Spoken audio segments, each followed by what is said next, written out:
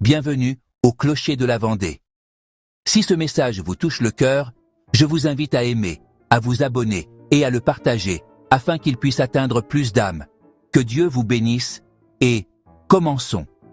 Dès les premiers jours du christianisme, quand les disciples pouvaient encore sentir l'odeur de la tombe vide, les chrétiens conservaient des images, des dessins et des symboles pour se souvenir du Seigneur Jésus, de la Vierge Marie et des martyrs qui avaient donné leur vie pour lui. Dans les catacombes de Rome, alors qu'ils fuyaient les persécutions, ils peignaient déjà le bon pasteur, le poisson, l'encre, Marie avec l'enfant, parce que l'amour cherche toujours un visage.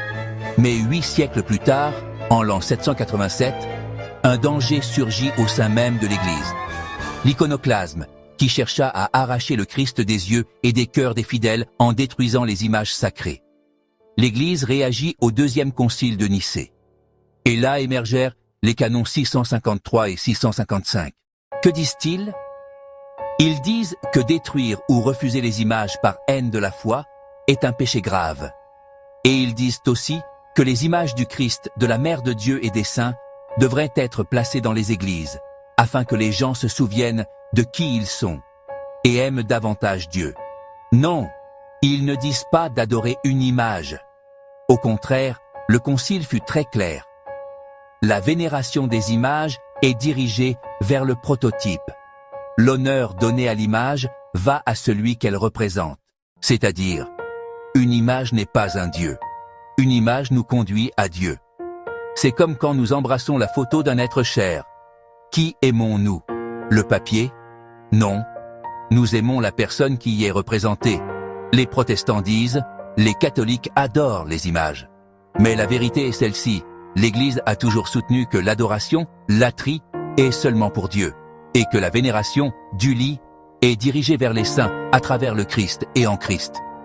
Quand nous regardons un crucifix, nous nous agenouillons devant Jésus, pas devant le bois. Quand nous vénérons une image de Marie, nous honorons la mère du Sauveur, pas le pigment et le plâtre. L'incarnation a tout changé. Dieu a pris un visage. Et puisque Dieu est devenu visible, nous pouvons le représenter sans peur, pour l'aimer davantage, pour ne jamais l'oublier.